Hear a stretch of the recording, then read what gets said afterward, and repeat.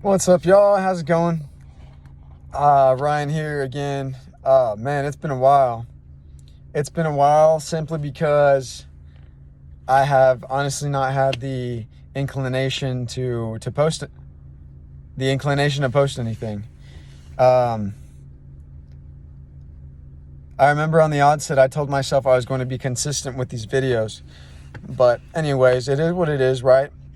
I'm on here right now because I just finished up a really good session of positive affirmations.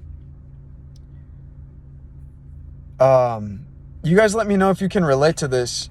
I recently lost my retainer, and I'm trying to get over the thought or the belief that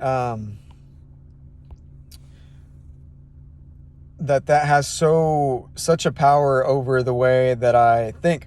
Okay, and let me deconstruct that a little bit. So my retainer, it fixes my bite, right? And when your jaw sits in a certain way, it affects the way the tendons and the bones in your neck sit in your face and down your spine. So when I had that retainer, it would kind of shift and fix my bite to where this certain discomfort that I sometimes get in my back, it would be alleviated, and I could breathe better. I could move energy up my chest and my back better. And now that I've lost it, guys, I've been so obsessed with finding it. I had been so obsessed with it. Felt like a part of me was missing. And what's crazy about it is that I had stopped wearing this retainer for months, and then I just randomly started wearing it again. And sure enough, I was like, oh wow, this is like, it's more than just my teeth that it's fixing. It's fixing my bite. It's fixing the way my tongue posture. And that's another thing that I learned is that it's my tongue that was sitting in a certain way. Yes, obviously my bite is different when I have my retainer in, but it's also my tongue that affects my posture overall, because your tongue supports your neck. And so what I'm basically mentioning that for is that your beliefs really are the dictators of your experience. What you believe at any given moment is the experience that you're having. And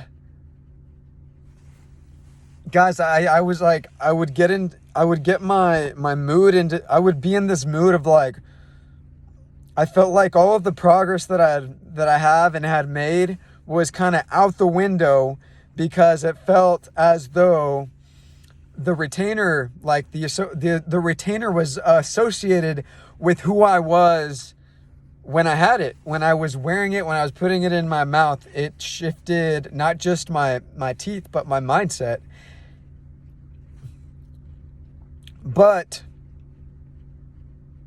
I also know that what you focus on grows. And I would bring that up to myself and be like, dude, stop, just like fucking breathe. Take a breather, realize that you are sending yourself down this spiral of negativity, thinking that who you are and your potential is tied to a freaking piece of plastic that you put in your mouth. I mean, obviously the way I was thinking of it was a little bit more complicated than that, and it had merit, but I'm not going to keep that. I'm not going to keep the fact that I lost my retainer. I'm not going to keep that from me still giving every day and every night 110% to shifting my mindset, because this is something I do every day, like every morning and every night. And I'm not, you got to stay true to the vision. When little obstacles like this come along, you got to fucking barrel through and realize that it is all in your mind. It's all there. So like obviously matter and mind they exist, right? Matter shifts and molds itself to your mindset. It molds itself to the mind. So I reminded myself of that, and fucking lo and behold, I'm out here doing my thing just like I always do. And it works. I mean, it works just like it always has. I'm not missing anything. Besides, if I want to go get a new retainer, if I really think my bite really needs that much of a correction, I can just go to an orthodontist. Action beats overthinking every time. That's another thing I noticed when I was like bogging myself down over this stupid thing that is so arbitrary. As I'd be in my room and I just, like, you guys don't understand. It's more like an ailment that only I can relate to, or that I know of because I'm me. But I'm sure everyone has something in their body, whether it's something in their foot, their leg, their back, their chest, their stomach, their neck, and their face that just bugs them. Something that, like, an asymmetry, right? So that's kind of what I have, but it's associated with like my neck down to my rhomboids and spine area, and maybe even a little bit in the hips. And I don't know, I work on my posture like freaking crazy, guys. Like, I try to correct my posture because I know that affects my mood tenfold, right? If my posture is where it needs to be, then I'm just in a happy, good mood because everything's flowing in the body the way it needs to. There needs to be an open flow of energy within your body, so that you have that mind-body connection. And when it's out of sync like that, it really does affect the way that I think. It affects my thought process, and it affects the way that I speak to people. It just, in general, affects my mood, and that seeps into the whole day. And so that's why I took it so seriously. But I've been going on tangents a lot. You can tell it's been a while since I've been on here. But the main point is that when you start to feel yourself going down a habit of negative thought, the next thing to do to get out of it is always to take positive action. It's the power of positive action. So if you're in your room and you're in a bad mood for whatever reason, maybe somebody bugged you at work, you had a bad person, maybe you had someone say something mean to you, or your girlfriend cheated on you. I know that's a little more serious, and it's getting into the realm of just really, everyone understands that that a breakup is nothing small or futile, but the rule is still the same. What do most people do, as men at least? You go to the gym, you go exert some aggression out, and you feel 10 times better. Granted, you might still be sad the next day, but you got to admit that taking action, getting up, even if you're sad, to make your bed, to brush your teeth, to take a shower, to clean your room, to go to the gym, and do all the things that you know are good for your freaking life. Do all the things that are good for your mindset. Do everything that you have to do to get your mind in the right mindset, the right mood. Do it. You can't think yourself out of a negative spiral of thinking. You can't use the same method for and the reason is because you're already in a momentum mentally of negative thought patterns that it's kind of going to take a lot of work if you want to just believe a positive thought. It's going to feel like you're kidding yourself. So what do? You perform an activity that instantly changes your mindset, such as cleaning your room. Because you're seeing and you're doing something with your body that's automatically shifting your mind state. And because of that, you start to have thoughts that better your life instead of thoughts that are providing just shade over your mood, over your mental, over your day. So action is always the best suggestion. Action is the best prescription for a negative mind. What else?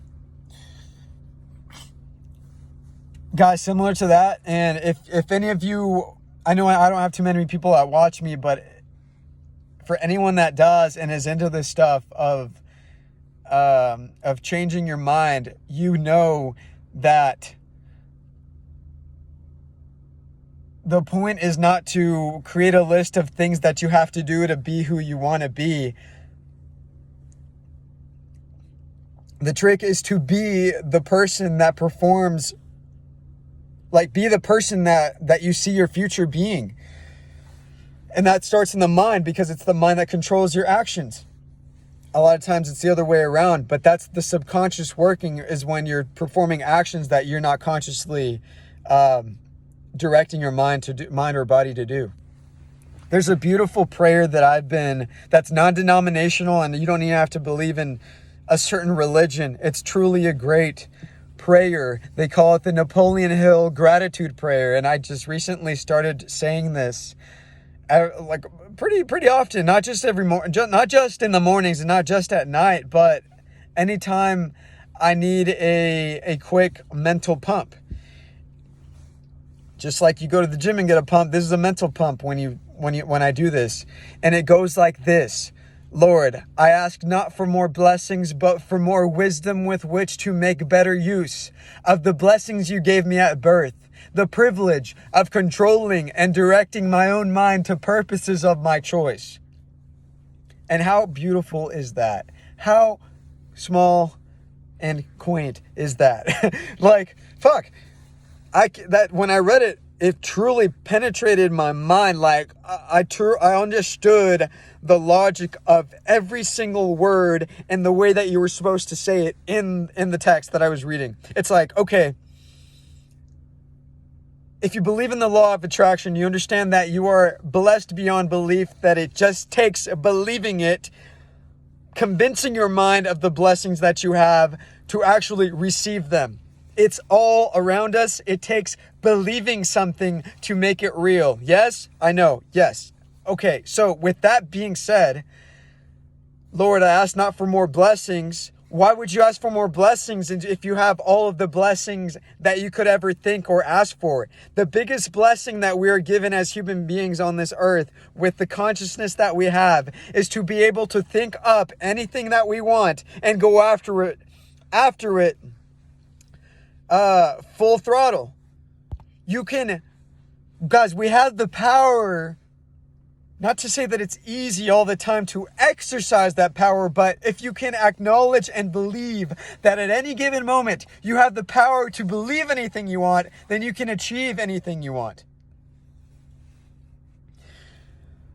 And so that's why I love that prayer so much. It's not asking for more blessings, it's asking for the fucking wisdom, it's asking for God to give you the strength to not be so dim-witted.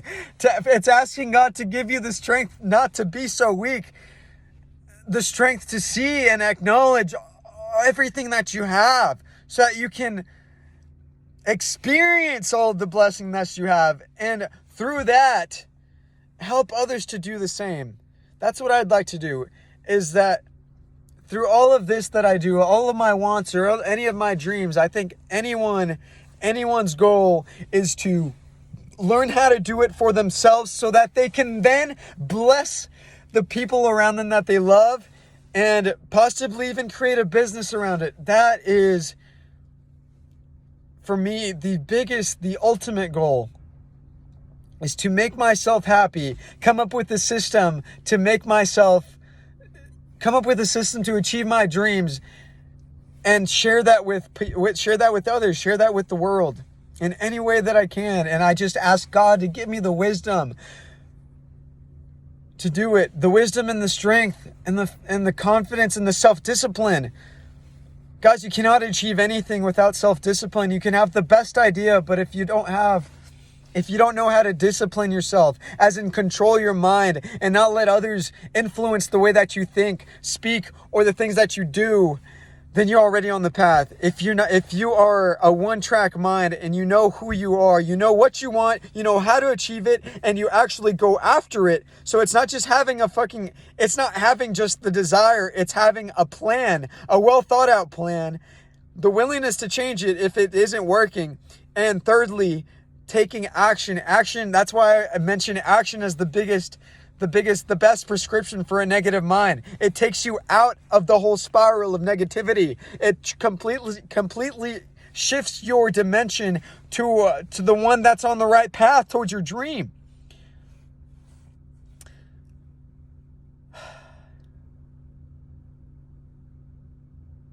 But yeah, fuck, I want to say more.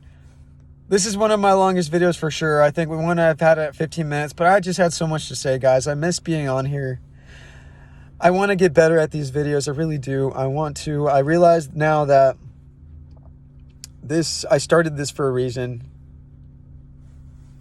I want to keep doing this. I hope I can provide value to at least one person through doing this.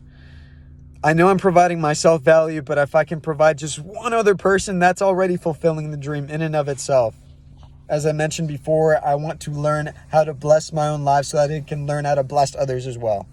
Y'all have a great night, and I'll catch you in the next one, hopefully. All right, bye.